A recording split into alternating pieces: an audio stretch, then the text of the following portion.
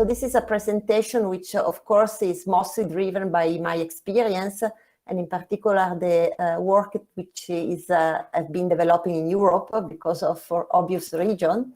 While still I do hope it can attract the interest of the wider community of users.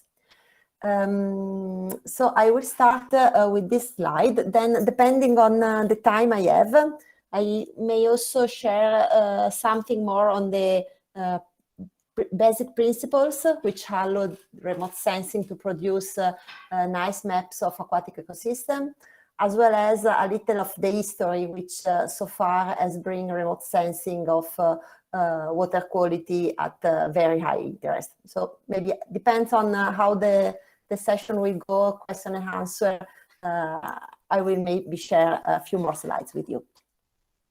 So for the main topic of the presentation I've prepared is anyway this one. Here is the outline of my presentation. So I will start to just introduce the topic on the relevance and concern about inland and coastal waters, with a specific focus later on remote sensing of aquatic systems, with some basic principle about the requirements and resolution that satellite data offer to observe those ecosystems, and a very quick overview about the techniques.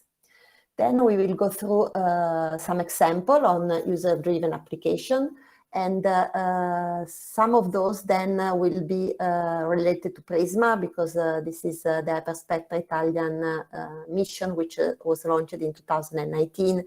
And also here, for obvious reason, my group is working pretty hard out on this data, and Victor knows well that one. And I will end with the discussion and conclusion to show some facts and further challenges. So this map nicely provides an overview about the global distribution of coast and, sorry for the typos, in aquatic ecosystems. So in the color of blue, you may see the amount of fresh water which is available on land surfaces, while in red is the coastal areas which provide you a map of marine waters for which the bottom depths are less of 50 meters. So this, again, to show the relevance of water that for Earth is not only related to oceans, but also for inland system. So this is a nice picture of the global distribution of surface water, which of course have a great relevance. Maybe it's pretty obvious to say that these ecosystems store and are affected by material fluxes, such as nutrient, mineral, pollutants, and carbons, and they are amongst the most productive ecosystem on the planet. They, of course, provide valuable ecosystem services, supporting wildlife and fishery, providing food, livelihood, and recreation to roughly half of the global population. So it's pretty obvious to say that the life on the Earth would not be possible without fresh water, while also, of course, coastal ecosystems have a global relevance. Unfortunately, climate change and the impacts of human activities are affecting this valuable ecosystem in several models. So here there are some data about major concern. Over the 65% of freshwater ecosystem are engaged. Over the 80% of humanity face high risk to water security. The urbanization of coastal zone with the loss of aquatic biodiversity. There is the issue of the sea level rise, the increase of salinity towards the death of the ecosystem. We do have an example here in Europe and Asia about the Aral Sea. And there is also a global loss of meadows of macrophytes, while there is also the opposite phenomena of the spreading of alien species across other ecosystems. So every one of us is aware of such problems. And here is a nice map which provides the response of lakes to the increasing global warming. So about the lake surface waters around the globe, we do see that time series already is providing a nice picture of such kind of trends. And also looking at another scale, we do see the contribution of remote sensing in trying to understand the deterioration of water quality also as a consequence of the urban expansion. So on a global picture on the top of the right, we do see the effect of global warming on increasing of surface water temperature. And actually the increasing of lake water temperature is much faster to that is happening at oceans. While of course lakes can be typically observed also on basin catchment lake scale. And here is a nice combination of land cover and water quality mapping. So using Landsat time series, we do have now the possibility to look at how, for instance, the anthropogenic pressure, in this case, the increasing of urbanization in a city of China, has been affecting the decreasing of water quality in the northern part of this lake. So apparently there is a clear response of lake, both in terms of global warming, but also in terms of anthropogenic impact. In particular, also the situation in Europe, I used in the previous slide, the picture from the globe, as well as an example of China, but even in nearby lakes, I'm just, I don't know if you do see the mouse, but Milano is this point here around, do you see the mouse, the pointer? It's here anyway. So here is the city. Okay, thank you. The city of Milano, and also in nearby lakes surrounding the Po Plain Valley in northern Italy, we do see a deterioration of water quality. So in Europe, the situation of water quality is also not so nice, apart of course a few nice cases. And despite the European Union has a strong water legislation, the European Commission report on implementation published in 2019 paints a black picture. So still there is both a lack of knowledge, because anyway the common in situ traditional methods cannot take an overall pictures of the situation of water quality in Europe, as well as this report is also reporting about the degradation of water quality. And again, some progress has been made. Member states are not on track on brings Europe river, lakes, wetland streams and groundwater transition and coastal waters to do that by 2070. So there is still a lot of work that we have to be that we should be done in order to avoid the complete deterioration of those systems. In particular, the alpine, peri-alpine lakes are providing a lot of relevant ecosystem services, which are listed above, such as irrigation, recreation, drinking water, food, recreation, and transportation. While still the urbanization of coastal zone and loss of aquatic biodiversity is a clear signal also in this lake, while we are also observing some first signal of eutrophication, soil erosion, increase of nutrients, already said, the warming of water temperature, the presence of even invasive species, and it's not written here, but also the spreading of cyanobacterial blooms. So yeah, we do have problems that can be, of course, interesting, both the local scale, but also the global scale.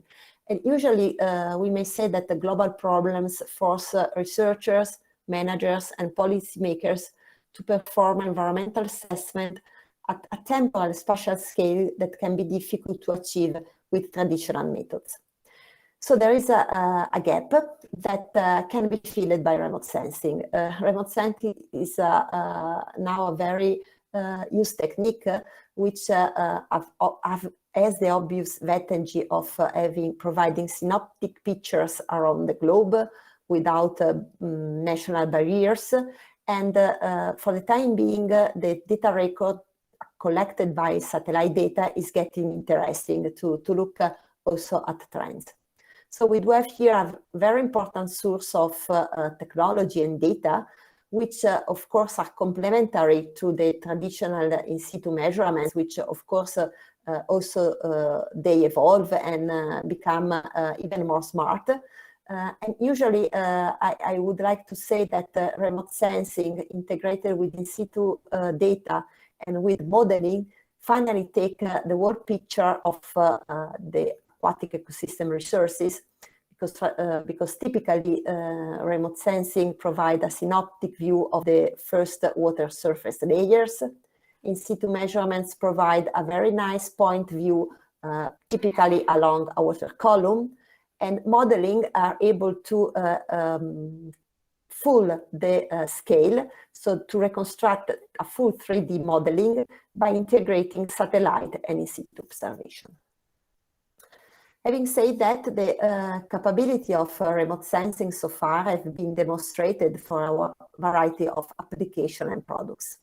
So we do have the typical branch or field on water quality assessment, for example, inland coastal water management for the supporting aquaculture. So here we do have in inland waters or coastal waters the same requirements required by agriculture of land, but this is aquaculture. We do have, of course, the support for fishery hazard. And in general, we do have a lot of parameters which can be assessed thanks to remote sensing techniques. And I'm speaking, of course, about optical remote sensing data. We do have another branch of field which is moving towards the aquatic ecosystem assessment, in which we may map the trophic status, the presence of cyanobacteria and related scum, the light penetration depth to capture the picture of the euphotic zone in which a lot of biochemistry processes happen. We may look at the functional type of phytoplankton and the phenology of blue. In case the bottom depth are not very deep and the water is pretty clear, optical remote sensing also provide a very nice picture of benthic composition and habitats in looking at bottom types changing at extent. In such way, of course, the field of coral reef is very benefit a lot of remote sensing data because observing the coral is something that a global picture can be performed simply by using remote sensing only, in which the type, the extent, the degradation processes and the vitality of this reef can be assessed. Speaking about shallow water, we do have the bathymetry mapping, which of course is a valuable product for a variety of users. And thanks to bathymetry, we may also look at the topography of the bottom substrate, the channels and morphology. And then we do have the wide branch of aquatic vegetation and wetlands, aquatic vegetation that can be submerged, floating or emerging. Those are very valuable ecosystem as well, and remote sensing here may provide the extent of the aquatic plant community, the species composition, the fractional cover, functional traits as well, and information on dieback phenology. So those are some of the main elements in which the optical remote sensing has been contributing in recent years. Related to that, of course, we do have a lot of scientific domain in which what we can produce in terms of mapping of water quality parameters or shallow water properties has an impact on, for instance, the hydrology, fishery and aquaculture, again, algal bloom, water quality mapping, of course, and all of these elements that are strongly interconnected to those I presented earlier. So this is a list which has been coming from a previous research project funded here in Europe that was called Inform, which has provided a nice overview of the contribution of remote sensing in all of these category. So the techniques, try to simplify what is a typical image processing chain that finally allow the mapping to be produced, and hence to contribute to all the nice topic I have presented earlier, is that we do have an imagery data, which typically is digital data, in which we obtain the information in terms of physical unit of radiances, which are at that time at the top of the atmosphere, so at the level of the satellite data, which is on orbit over the Earth and over the atmosphere. Of course, to derive the information of water quality parameters, as well as to map the variation during time, we need to compensate the the presence of the atmosphere. So on the right here, you do see that the signal which is collected by remote sensing sensor on board the satellite is a complicated, is taking into account the contribution of water, but also of the atmosphere. So in order to derive the information at the water level that later on allow us to map the, for instance, the concentration of chlorophyll A, most of the research activity in the past and currently still ongoing is trying to resolve the complexity of the atmospheric scattering absorption of the irradiance, how the radius interact with the water column, how it is reflected back and reach the sensor. There is a contribution of the atmosphere itself that also reach the sensor, and all of this process is simplified in the terms of atmospheric correction. We have experience with several code. I have simply listed 6S and polymer, as well as other such as C2R, C2RCC, which basically allow to convert the top of atmosphere radiances in information at the water surfaces. Information at water surfaces that typically are the water which typically is the water reflectances, but also, of course, strongly related to the water reflectances, the concentration of parameters which have a clear interaction with the sunlight. So here on this graph, you do see how the reflectances, which is the component that is reflected back from the water column, may depend, depending, for instance, on the level of chlorophyll concentration. And here you do see a lot of variation in terms of magnitude, in terms of spectral shape. So all of these features that you do see on the spectra is a response of the water to the sunlight with respect to the presence of certain particular, in particular phytoplankton, color disordered matter, total suspended matter, that depending on the concentration and depending on their optical properties, so depending on the phytoplankton species, the type of sediment which are suspended into the water can be organic sources, can be inorganic sources. All of these elements have an effect on reflectances.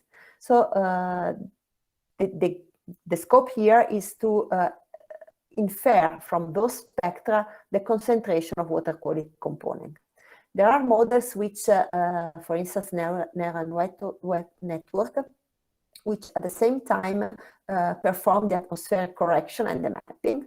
Other models in which the atmospheric correction is performed first, to then provide the reflectances into another type of modeling, which is the bioptical modeling, to estimate, finally estimate the chlorophyll A or the other parameters.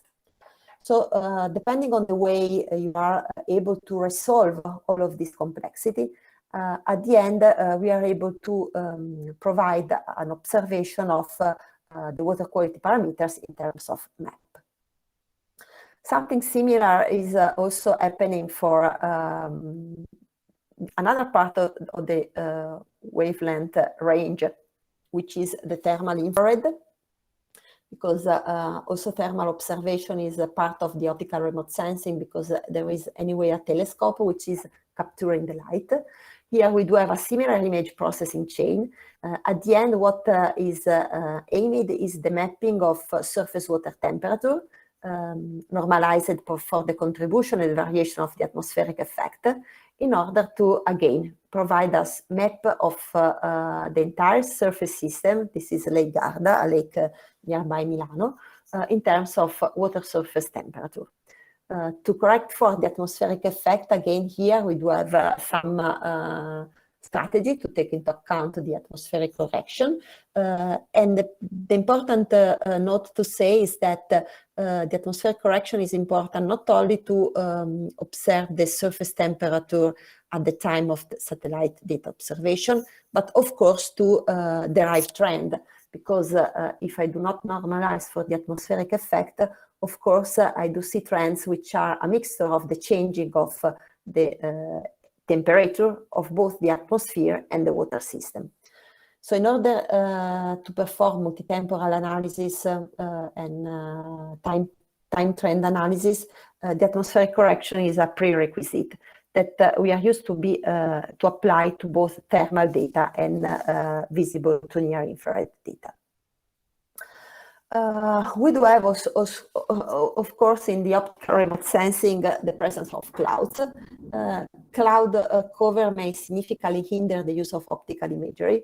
Simply say that if it's cloudy, we do not have any nice imagery from Sentinel-2, Landsat, whatever sensor is. In such a way, of course, there is the microwave technology. I will not talk about that, but it's nice to say that microwave, which is used for a variety of applications, is now also, and in particular for ocean, to observe the ocean state in terms of currents, waves, and radar altimetry to capture the sea level, is now also providing interesting data for inland waters and coastal waters. So here is an example in which the mapping of the presence of scum as a consequence of a pretty strong cyanobacterial bloom. Here we are in a big lagoon in Northern Europe. The presence of scum in this case has been mapped also thanks to the observational radar. So here is a new paradigm, I would say, in which microwave remote sensing is trying to assist the optical observation of remote sensing. This is an example for mapping scum, but the recent paper, I have read a recent paper in which, for instance, also the presence of floating vegetation, in particular the water hyacinth, has been mapped both with optical and radar imagery. So radar is, again, a good source of information to fill gaps, especially in presence of clouds. So after this introduction, we may see that practically the key element of remote sensing is that it provides a synoptical view. As I said, the time series of satellite data is getting longer and interesting, and we do have a systematic frequency also at a pretty high level during time, which, as I said, is independent on orographic barrier, on national barriers, and is pretty objective, of course, with all the uncertainty which are related to the conversion of satellite data into water quality products, but at least as a degree of consistency. Thanks to this key element of remote sensing, a lot of application can be developed. I already introduced those, such as, in particular, from my experience, the reporting towards the rules which are implemented at regional, national, and European level to look at trends and analysis, to see the response of lakes, for instance, to the climate change, and also to look at shorter changes, such as the presence of bloom in case of phytoplankton and also associated blooms of cyanobacteria.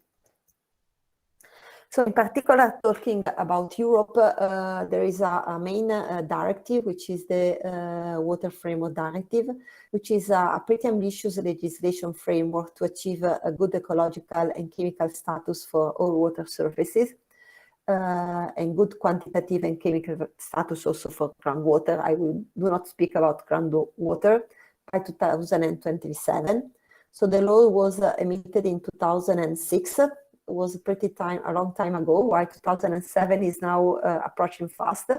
And here there is this big goal for which a lot of the activity in Europe are tried to support by using remote sensing. So this is the status of, for instance, the reporting of phytoplankton in European Union, depending on depending on the member state, from Sweden to Malta, in which you could see that based on the traditional reporting, which is not assisted by remote sensing, there is a pretty high level of let's say capability in which remote sensing could fill the gap. So on the x-axis here, you do see the number of lakes, the number of coastal waters, and the number of transitional waters, depending on the member state, for which the knowledge of phytoplankton is in yellow unknown, or for which we do know the status. So this is a clear picture. Of course, the country in which we do have a lot of lakes, this is happening for Northern Europe, such as Sweden, Norway, and Finland. You may see how much is unknown with respect to the phytoplankton only, and with respect to which is known.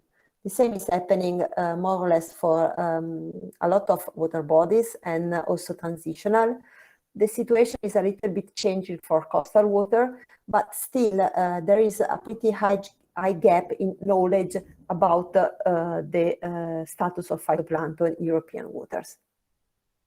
And here, Earth observation, of course, can provide some valuable information about that. For instance, with respect to this directive, there are some indicators which are listed by the directive to assess the quality of water.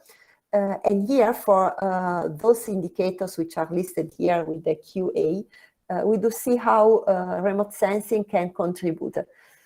So there are a lot of possibility of remote sensor to try to fill those gaps and try to increase the knowledge about the, for instance, this is the case of phytoplankton in Europe. Those, of course, applies to water bodies that, of course, cannot be too much small, because we do have the technological limit of observing small to medium-sized lakes. But also with respect to that, the technological development is progressing a lot.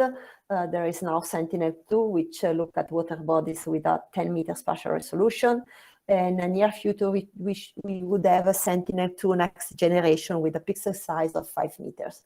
So with respect to the capability of mapping in terms of scale, changing, this picture can be, of course, changed. And of course, based on this, remote sensing obviously increased the spatial temporal observation coverage, and also allows to intercalibrate remote sensing approach. The information, as said, can be increased in terms of extent, frequency, intensity, and also in terms of capturing the natural variability of substances. So here, in terms of increase of information, with the red, with the dot in here, we do have the mapping of chlorophyll A for different lakes in Northern Europe, in which with the black point, we do see the chlorophyll A value coming from in situ observation, while in red, we do see the estimate from chlorophyll A as obtained by satellite data. And here, this is a clear, pretty obvious example in how remote sensing can fill the gaps which do exist based on in situ data, or totally provide a new picture for the lakes in which in situ data are not even collected. Again, by using this information, we are able then to produce indicators, map of indicators according to the directive. For instance, this is a big lake between Estonia and Russia, in which we do see for two sub-basins of Lake Pepsi, this one and this one, the situation of water quality, again in terms of concentration, according to different colors. And those are the colors which have been fixed by the European regulation to assess the condition of the water body in terms of very good status or very bad status. So here we can plot again the chlorophyll concentration as derived in this case by Sentinel-3 with respect to the color code which the regulation has supported to the environmental agency of the member states for the reporting. And here we can easily capture how, for instance, this sub-basin has decreased water quality in summer, while the situation is better in spring, or why for this main part the situation is still reporting the good water quality status. So remote sensing is not only providing data and chlorophyll concentration, which is maybe most of my research, but of course can produce information and knowledge. And this is the way how we should be able to communicate the products that remote sensing scientists are struggling to derive, because we do have a lot of issues with atmospheric effect, which algorithm is performing better. But at the end, by resolving all of these scientific questions, we do have here a nice contribution for the people who need to provide reporting, for instance, in this case, of water quality.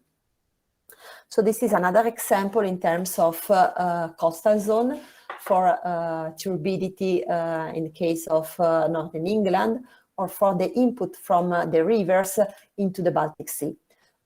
Again, those imagery, of course, show the advantage of having a whole picture of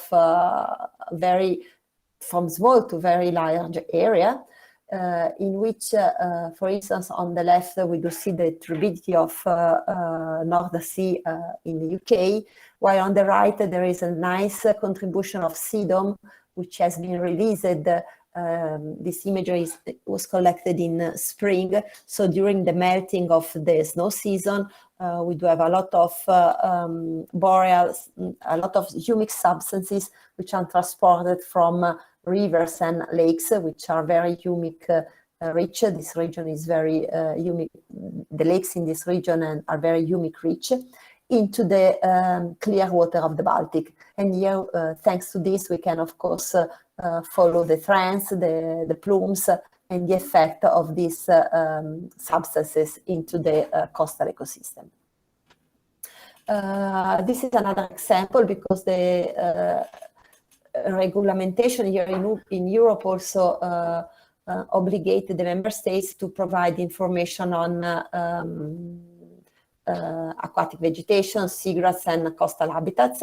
So this is an example on how Sentinel-2 data has been used to map the seagrass coverage in the northwestern part of France during the year.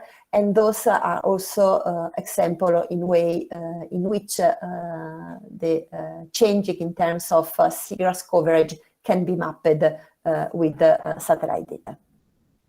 And again here, according to the legend of the European legislation, we can report about the density in the total area of, depending on the seagrass coverage, as defined according to ecological quality status.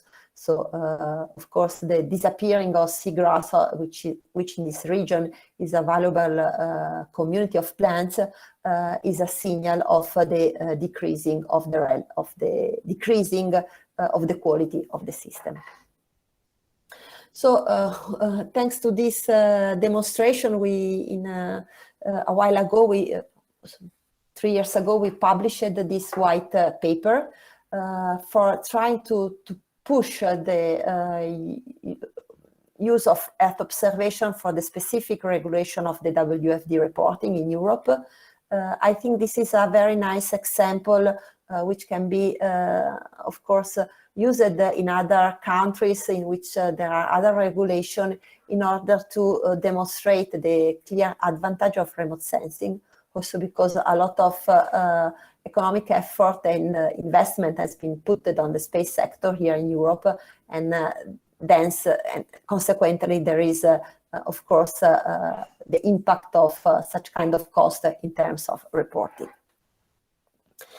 So this is the situation about most of the data which have been used to produce the example I have shown here.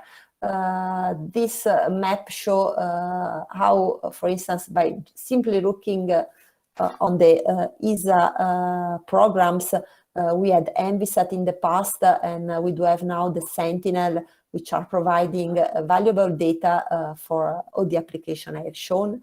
There is, of course, the Landsat program. Here is listed the Landsat 8, but now we do have Landsat 9.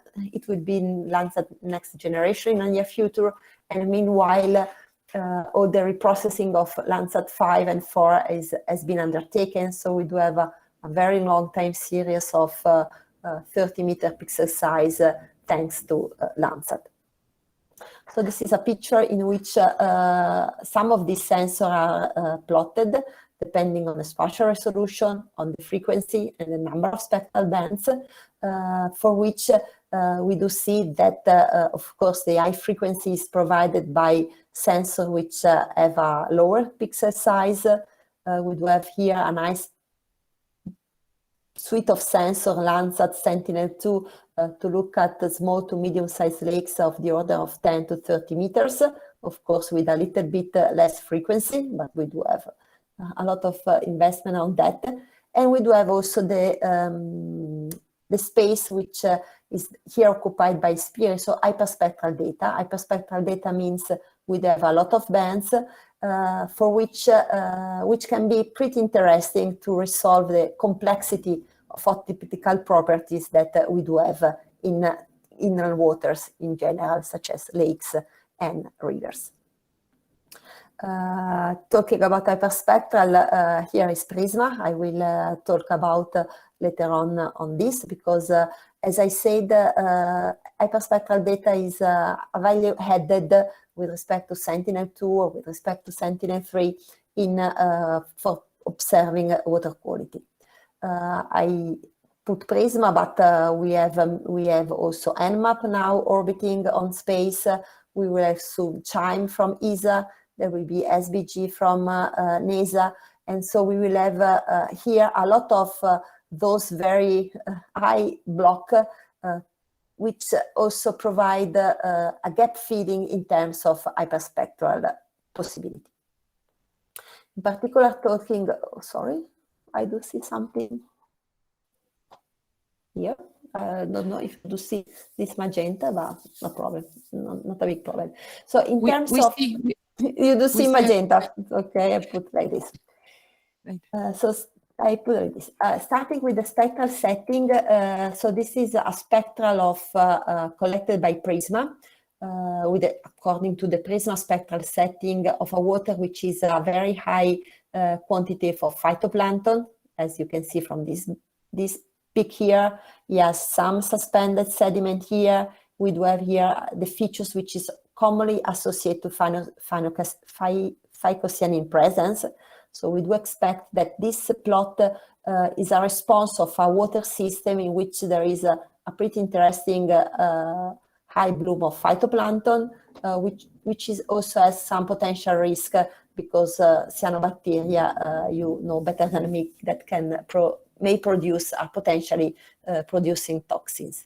But those spectra, if we do see those spectra at the spectral resolution of the other sensor, simply talking of Landsat, you do see that we do lose a lot of these nice peak and dips. MARIS is able better to capture this peak, but still miss the one of cyanobacteria. MODIS even do not capture the phytoplankton, the peak due to the presence of a high amount of chlorophyll A. Sentinel-2 with these additional bands with respect to Landsat is more suitable for such kind of features, but totally miss the presence of cyanobacteria.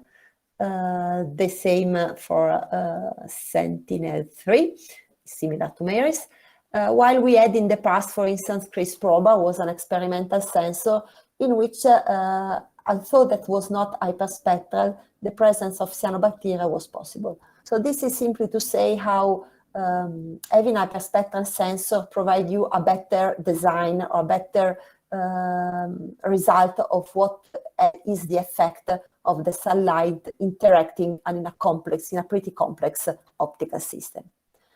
But we do have, of course, the issue of the spatial resolution. So by looking at how patchy can be this distribution of phytoplankton in this is a lake which is alimentated by a river. Here we do have a dam. So typically looking at inland coastal waters, we do have a very patchy situation, which is not totally common to oceans, in which we do have also to take into account the effect of the spatial resolution. So this is a nice picture at 4 meters, which can be maybe obtained also with PRISMA pan-sharpened, because PRISMA pan-sharpened could provide data at 5 meters spatial resolution. We do have here the same map with a spatial resolution of 30 meters, which means Landsat and PRISMA. But here we do have the same map at 60 meters of Spiri.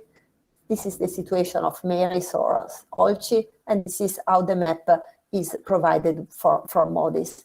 So here, in looking at some specific case studies, we do have the patchy situation, very complex waters, and again, apologize for this magenta, we do have many lakes. So, for instance, according to the spatial resolution of MODIS and MARIS with respect to Italian lakes, we do see that taking into account the 300 meters of MARIS, we are able to map less than 20% of the 500 lakes that we must monitor it according to the EU legislation. Of course, this percentage increases as soon as the spatial resolution is improved. And here again, the Sentinel-2 and PRISMA and Landsat are already covering a pretty interesting number of lakes, the 30%, while the total percent of lake can be only mapped with very high spatial resolution.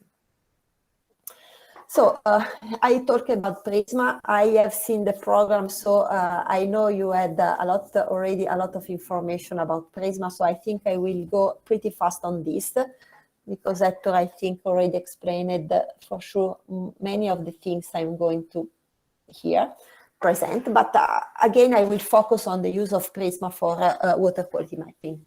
So this is an imagery of the city of Venice, in which you do see here the nice Canal Grande. This is the city of Venice, and this is the nice shallow lagoon, which is facing the North Adriatic Sea.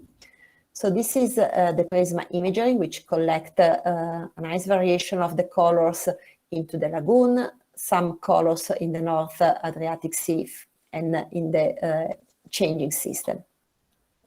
As said, the PRISMA also has a panchromatic camera, so by using the panchromatic information at 5 meters, we of course can zoom in into the city, and we can also recognize the at least I can recognize the San Marco Square, the main square of the city of Venice. And here again, there are a lot of possibility in research and development in trying to combine the hyperspectral information from PRISMA 30 meter spatial resolution with the pan camera data at 5 meters. Those are also provided by the Italian Space Agency. So during the commissioning phase, PRISMA was already demonstrating some capabilities for water quality mapping in according also to the SDG goals. So for instance, in terms of coastal waters, there is a map of bathymetry. In terms of lake water quality, there is a map of turbidity for Lake Trasimeno. In terms of brackish water and transitional zone, those was a map providing an information of the presence of salt or area without salt. And those was a nice imagery captured by PRISMA in the Pacific, where in correspondence of the plastic garbage, in which, of course, having hyperspectral data may also try could be also tried to use for the main concern of the plastic litter and plastic debris in general. So PRISMA is a nice sensor. I will skip this, and I will just show you the work we did in evaluating the level 1 PRISMA products, so the top of atmosphere radiances during the commissioning phase, just to demonstrate that the radiances collected at the satellite level were in agreement to the simulation we did by using in situ data, as well as were in agreement to the observation of Sentinel-2. And we added Sentinel-2 because, of course, the frequency time of PRISMA, and which is not the operational sensor, but also the frequency time of chime will be anyway maybe too coarse for capturing rapid phenomena. So we do really believe that for observing aquatic ecosystem, we should use all the sensors on orbit by taking the advantage from every one of those. So the high frequency from Sentinel-3, the fine mapping of Sentinel-2, and hyperspectral information, in this case, from PRISMA.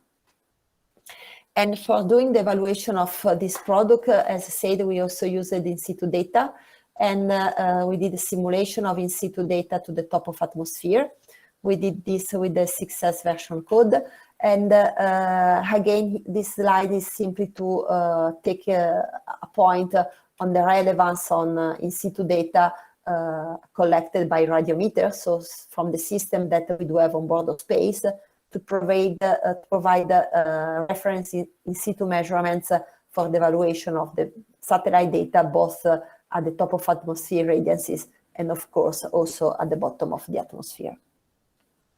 So those are some images collected by PRISMA over different case studies. This is a lake in Florida in which PRISMA was able to capture the phytoplankton bloom, and also you may see here the difference between the high bloom of phytoplankton in this area and not in this area. So this pretty patchy situation was captured with a 13 pixel meter resolution from PRISMA.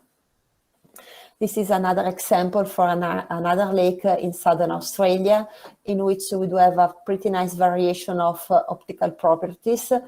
So we do recognize from PRISMA the presence of phycocyanin due to this absorption features here and the resulting peak of local maximum here. We do recognize again a strong bloom of phytoplankton and the presence of sediments.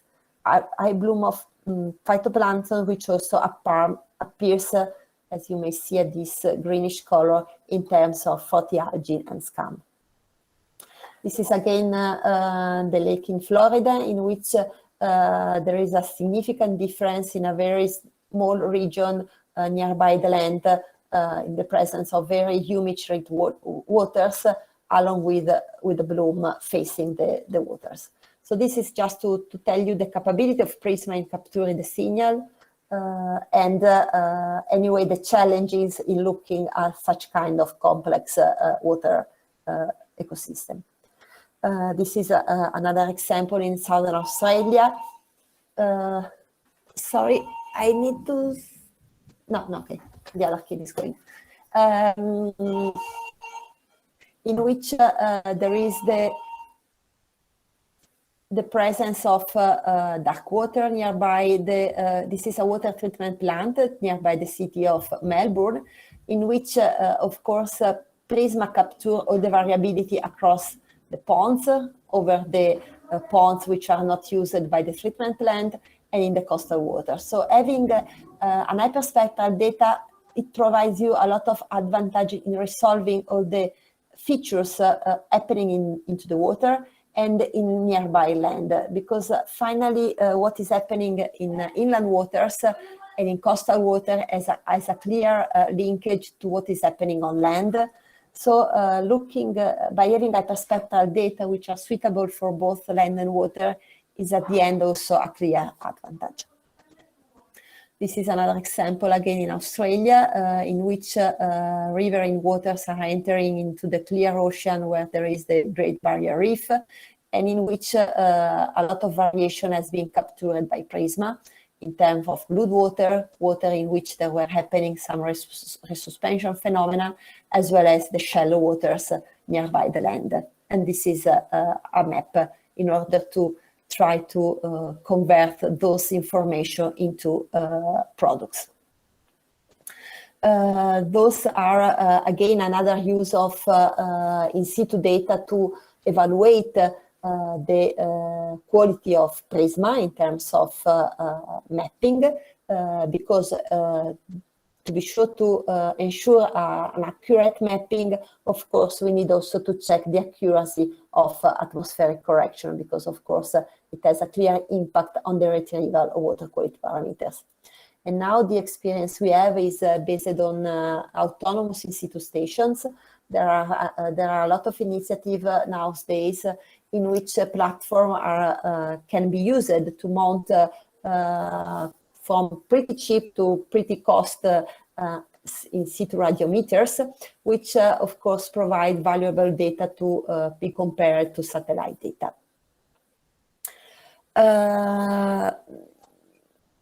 So in general, in situ data have, of course, a relevance, but nowadays we are also adopting this system in which the radiometers are on a fixed position or maybe mounted for a while in a buoy, so they are automatic.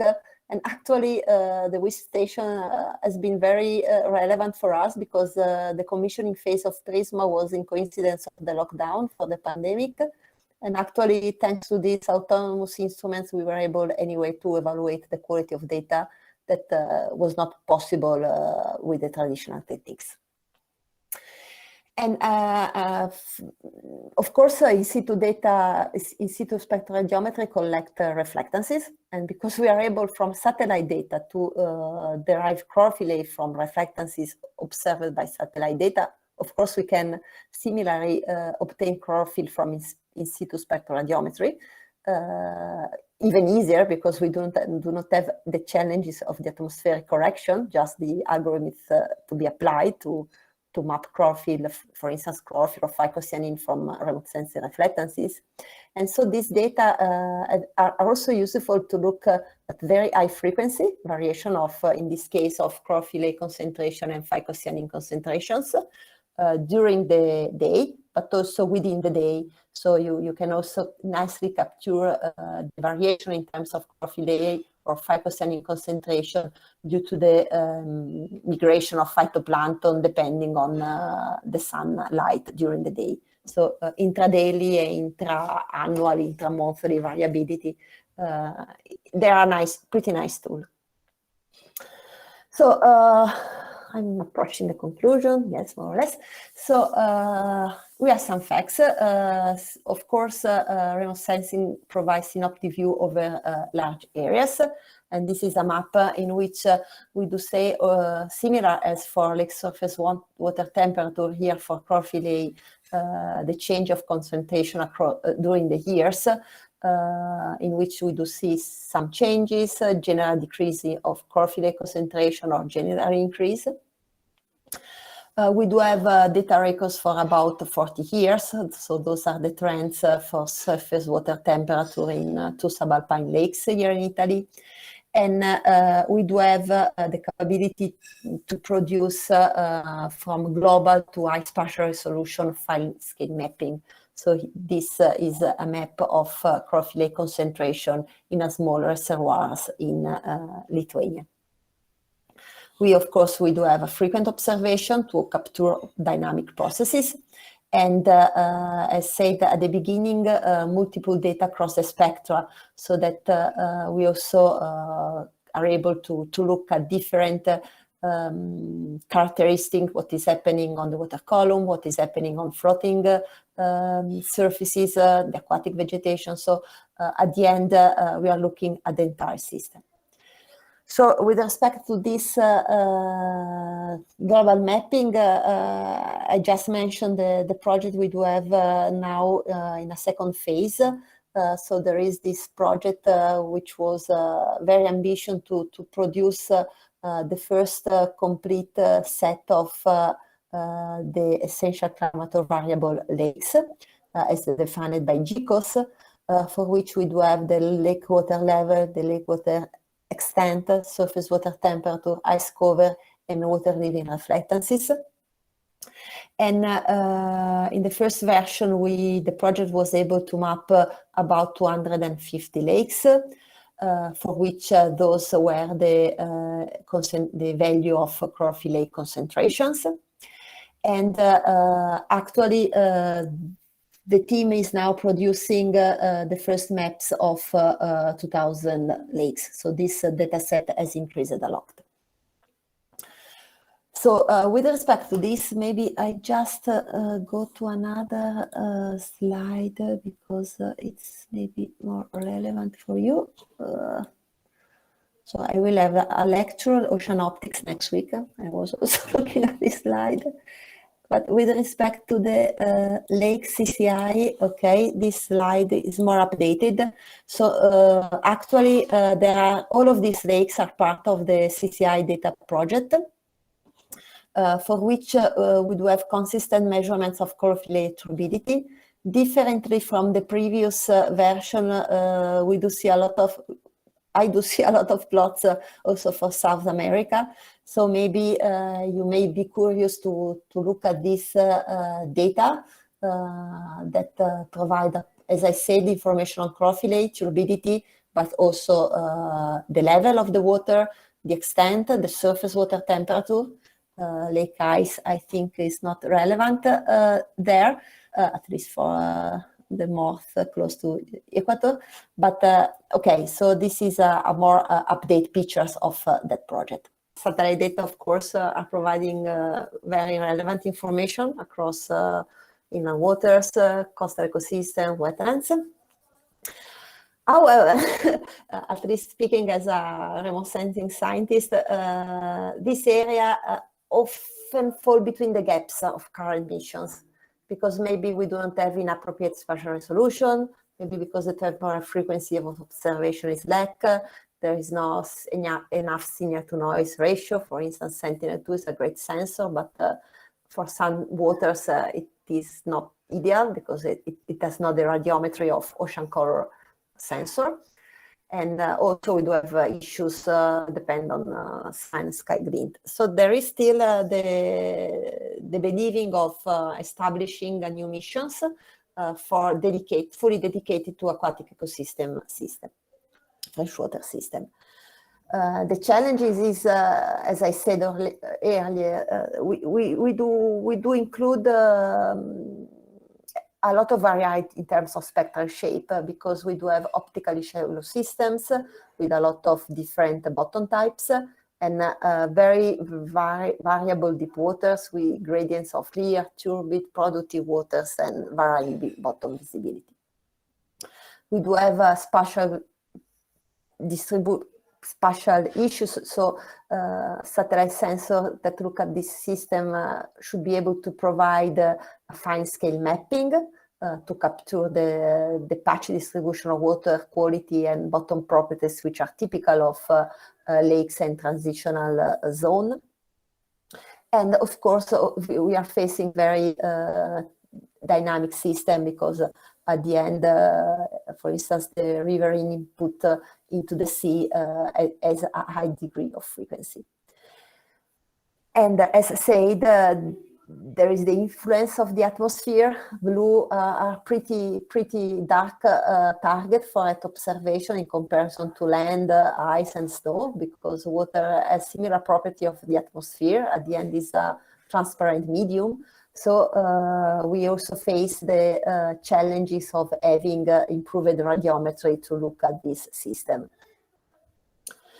So the challenges so far are relating again to atmospheric correction, at least speaking as a remote sensing scientist, on the development of algorithms, because anyway, if you're looking at the CCI leaks as a global picture, they provide a nice overview, but if you look at your own lake in the nearby city you live, you may be complain about the quality of data.